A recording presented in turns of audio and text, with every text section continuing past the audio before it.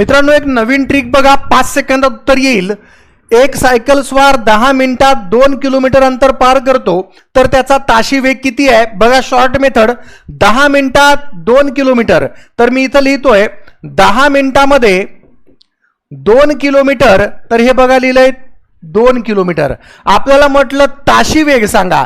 ताशी वेग म्हणजे 60 मिनिटातला वेग. मग 10 मिनिटाच्या खाली इथं 60 मिनिटे बरोबर किती किलोमीटर? आता बघा, 10 मिनिटावरनं 60 मिनिटं झाले, संख्या झाली 6 पट. 10 सक 60. डावीकडची संख्या 6 पट झाली तर उजवीकडची संख्या देखील आपली 6 पट होईल.